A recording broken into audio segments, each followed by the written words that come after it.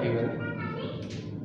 देखिए हम पढ़ते हैं profit and loss. Profit and loss का फर्स्ट पार्ट आप पढ़ चुके हैं, सेकेंड पार्ट को हम पढ़ते हैं। सेकेंड पार्ट हमने कल कॉन्सेप्ट को पढ़ा था प्रॉफिट एंड लॉस के। अब हम इसके कुछ क्वेश्चन को हल करते हैं। कल हमने कुछ क्वेश्चन हल किए थे, आपने अच्छे से किए। उसके बाद हम पढ़ते हैं अगला क्वेश्चन आपका है, एक थोक व्यापारी 5% के लाभ पर खुदरा व्यापारी को एक जैकेट बेचता है और खुदरा व्यापारी 10% के लाभ पर ग्राहक को इसे बेचता है। यदि ग्राहक 4,158 रुपए का भुगतान करता है तो थोक व्यापारी का लागत मूल्य रुपए में क्या है।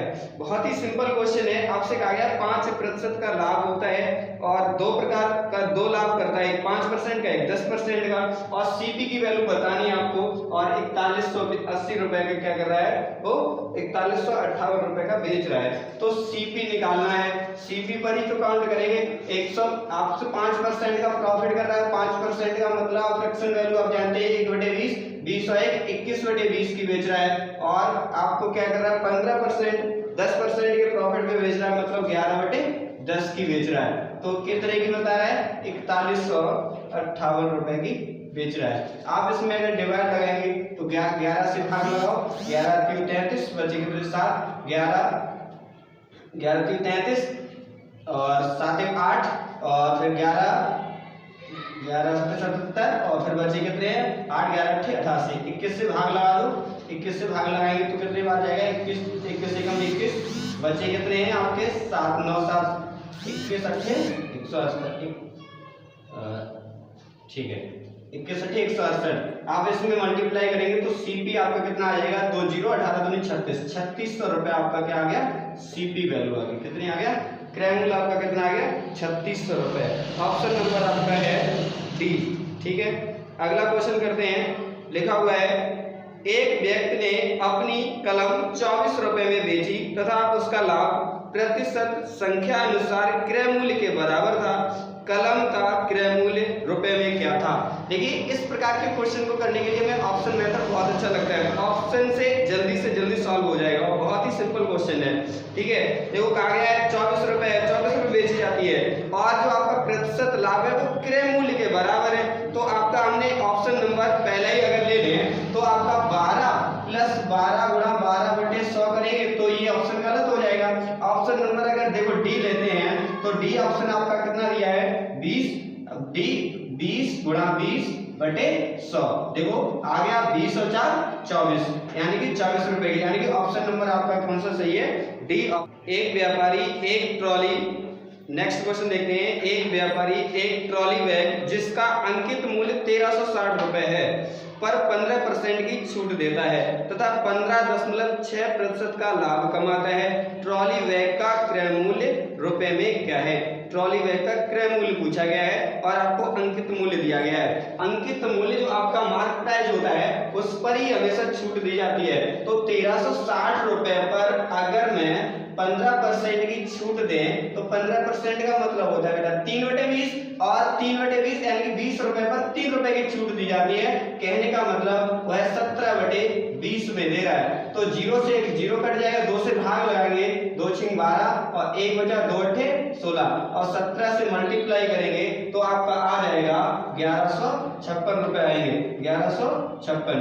ठीक है और उसके बाद आपसे कहा गया है कि 15% का लाभ कमाना है, 15% का लाभ कमाना है। तो अब ये जो आपका आया है वो क्या है सीपी। अब इस पर अगर 15% का लाभ कमाओगे, 15% का लाभ कमाओगे तो कितना हो जाएगा 1156 पर।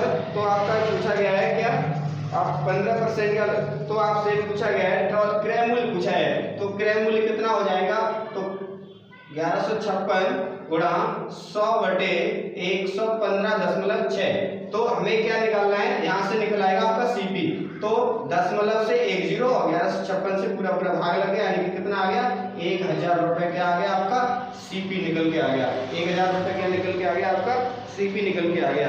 अगला क्वेश्चन हम नेक्स्ट क्वेश्चन देखते हैं। लिखा हुआ है, एक व्यक्ति को 80 रुपए में 90 कलम बेचने पर 20% की हानि होती है।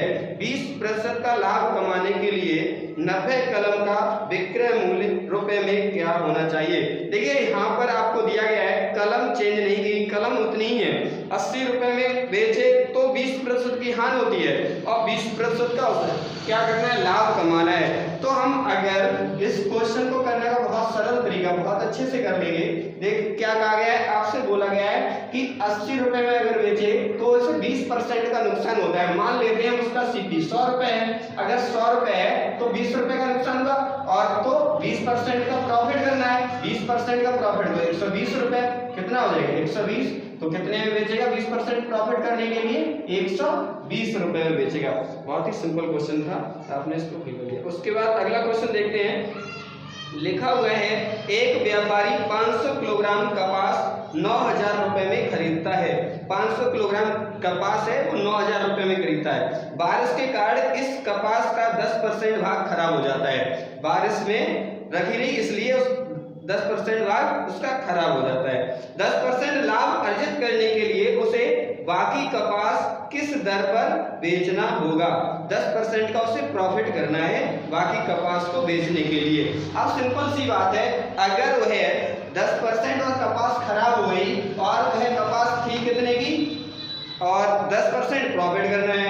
10% अब 9000 रुपए की उसने खरीदी, 9000 रुपए की खरीदी और 9000 पर अगर वह 10% प्रॉफिट करेगा तो कितने की होगी, तो 1199 यानी कि 9900 रुपए की वो बेचेगा। 99,000 सॉरी कितने दिए गए हैं 9000 रुपए, 9000 रुपए दिए सॉरी। तो एक क्वेश्चन तो आपका कितना हो जाएगा 9900 रुपए की क्या करेगा वो बेचना है उसे। अब लेकिन क्या हुआ, आपसे पूछा गया है प्रति किलोग्राम रेट पूछा गया है।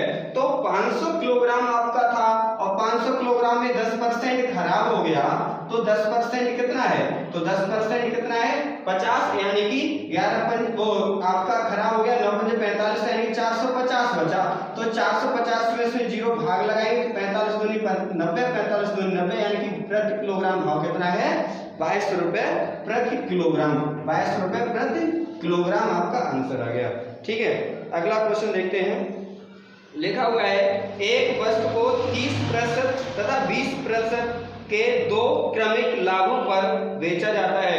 यदि उसका अंतिम विक्रय मूल्य 31,200 रुपए है तो क्रय मूल्य क्या है, तो क्रय मूल्य क्या है आपसे पूछा गया है। तो सीपी पूछा गया आपसे और 31,200 रुपए में बेचा जाता है, दो क्रमिक छूट पर बेचा जाता है।